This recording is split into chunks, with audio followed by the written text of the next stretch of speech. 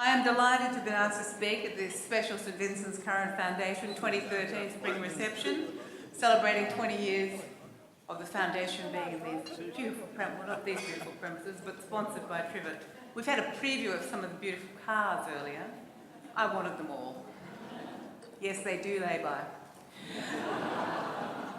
As a foundation member, and also thanks to Trish Burns, the former executive director of the foundation, I think for 17 years, I'm well aware of the important work the foundation does in raising funds to support patient care, clinical education and research for St Vincent's Hospital. Trish and I met when we were 8 and we're next door neighbours, and we've been friends ever since. And she knew my father, Charles, who suffered from vascular dementia. And that's the second most common dementia after Alzheimer's. And that's how I became National President of Alzheimer's Australia. That's what drives me in my work for Alzheimer's Australia. And I sincerely want to thank the Foundation for the contribution it has made of $3,000 to the Alzheimer's Australia Dementia Research Foundation. We are very grateful. At last year's spring reception, I know you were privileged to hear from Professor Bruce Brew, the head of neurology at St Vincent's Hospital, who told you about the remarkable research being conducted into the cause and treatment of dementia. And it is remarkable. But for this valuable research to continue, further investment in dementia research is needed. We need to be able to find out what causes dementia and why and how it affects the brain in the way that it does. As some of you may have noticed from many banners at Sydney CBD, last week was Dementia Awareness Week, with the theme Brain Health, Making the Connections. And our aim is to get Australians to understand that by living a healthy lifestyle and remaining both physically and mentally active, they may lower their risk of getting Alzheimer's disease and other dementias. Many people still mistakenly believe dementia is a normal part of ageing. It isn't. Dementia is a chronic disease that now affects more than 320,000 Australians. And events like Dementia Awareness Week give us the opportunity to talk about new and more positive attitudes to ageing in general and dementia in particular. And given my long-held passion as an advocate for preventive health strategies, I love learning something new almost every day about the potential of positive ageing. From the perspective of being a journalist, I am by profession a journalist, as I'm sure many of you know, there are many intriguing challenges, and some daunting ones, in seeking to inform the public about preventive health and even more in changing attitudes. But just recently, a story caught my attention, and it was a report from about two studies in the United Kingdom and Denmark, suggesting that there may be some good news in the struggle against dementia. Given that there have been no new drug treatments successfully developed in the last 10 years, any good news is encouraging. And these particular stories challenge the assumption that prevalence rates of dementia are constant across generations, and that the numbers of people with dementia are simply a function of the number of older people in the population. And both studies found that for a given population cohort, the risk of developing dementia might actually decrease. In England and Wales, dementia rates over the last 2 decades were shown to have dropped by 24% among those 65 and older. In Denmark, the percentage of those aged over 90 whose cognitive abilities were severely impaired also dropped between 1998 and 2010. Now, the reaction of some Alzheimer's organisations around the world was to express doubt about the research, a point of view that some journalists were unkind enough to regard and suggest was self-interested. Alzheimer's Australia takes the view that the research is unqualified good news and further evidence to support the dementia risk reduction measures which we've been advocating for many years. The complexity of the argument, of course, is that although the risk of dementia for any population may decline over time, and even that may be uncertain, the total number of people with dementia will continue to rise as the population ages. But what we now know is that successive generations or even slightly younger cohorts separated by as little as 10 years may not have the same risk.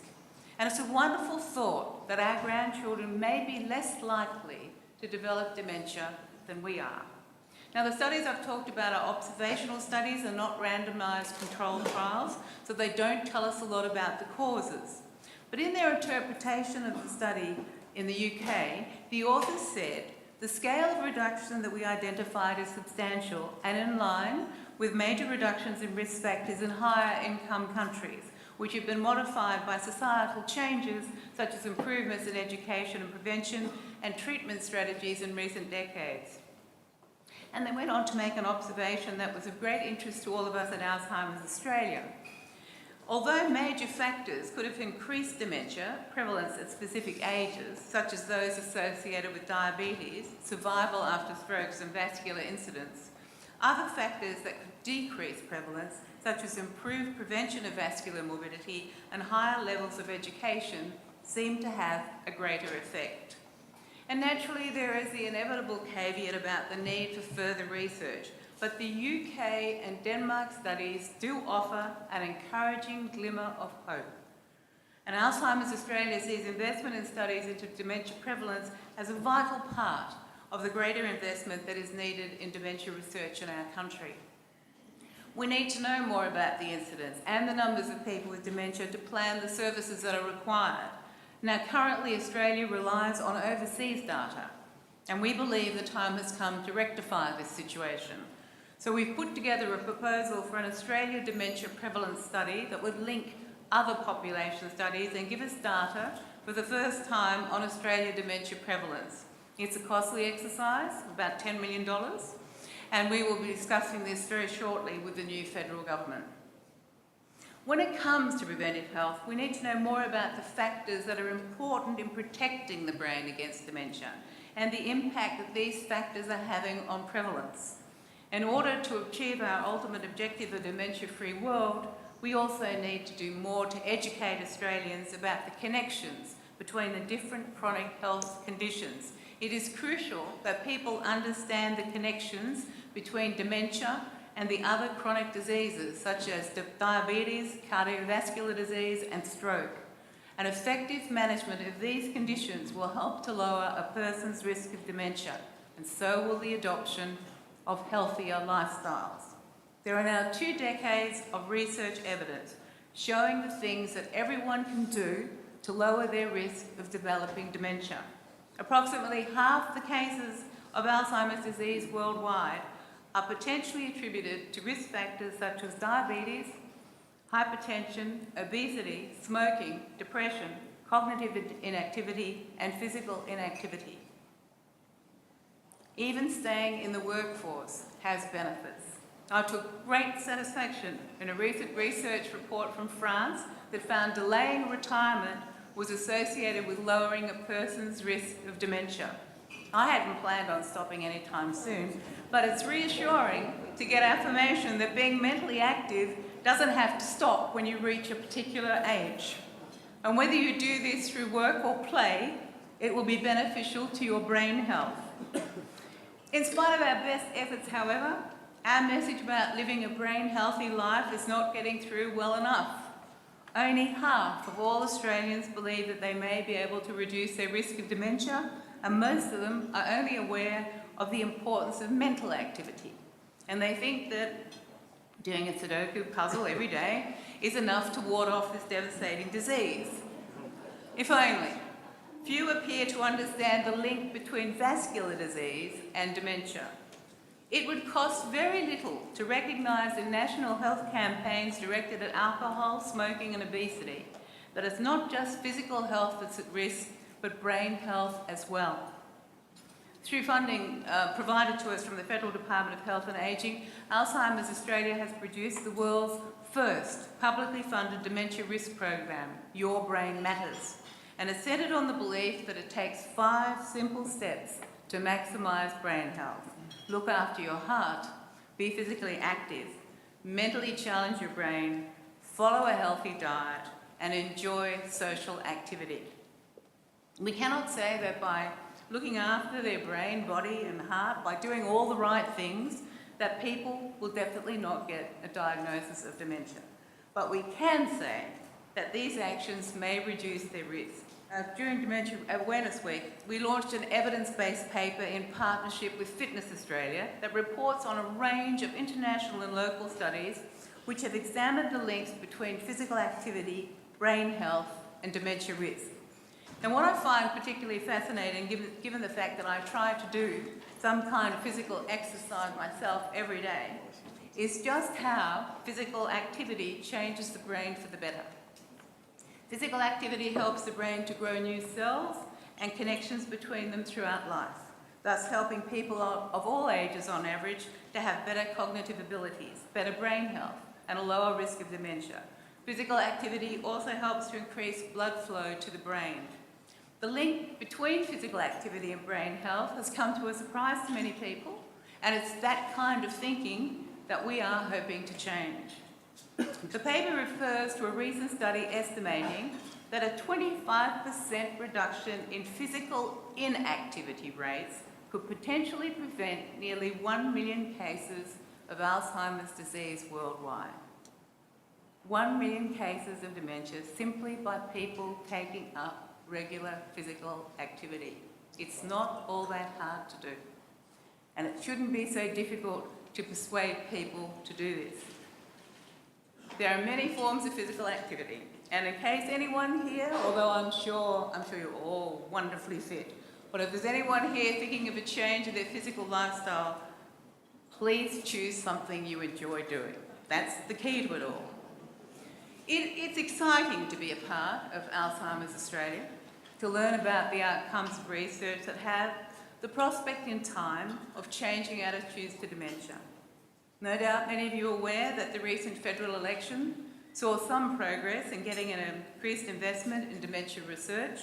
Alzheimer's Australia warmly welcomed the commitment of the new government prior to the election to provide an additional $200 million over 5 years for dementia research.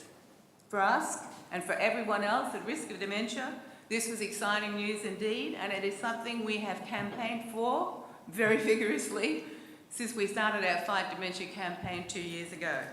But it's exciting news because without a significant investment in research, we can have little hope of understanding the cause of dementia and how to modify its progression so that ultimately the prospect of a dementia-free life becomes a reality. I know that all of you here in the Curran Foundation need no persuading of the importance of investing in medical research and improving the services available to older Australians. Our own Alzheimer's Dementia Research Foundation has invested in emerging researchers with the aim of giving them opportunities to pursue a career in dementia research. And an evaluation we've done of the grant activities has shown that our faith in the researchers we've invested in has been well and truly justified.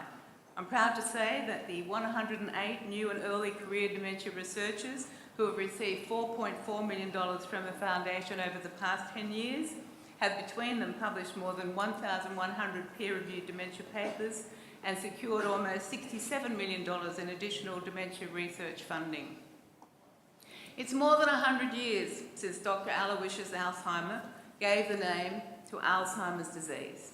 But it's only in the last 30 years that there has been an increased international investment in dementia research, albeit at lower levels than that for other chronic diseases. In spite of the grossly inadequate investment in dementia research in Australia, our researchers have led the world in key areas of dementia research. And we can be proud that we have world leaders in key areas of dementia research. And I'm thinking of Professor Henry Brodati in the beneficial effects of training and counselling for family carers, Professor Colin Masters in identifying the amyloid proteins that damage the brain, and Professor Perry Bartlett on the capacity of the stem cells in the brain to generate new neurons. If we can do so much with so little, just think where we might be in 30 years if there is a serious commitment to dementia research. So I invite all of you this evening to join with me in adopting a positive attitude to ageing. And it's important to remember, you've got to be lucky to be old. Not everybody gets to be old.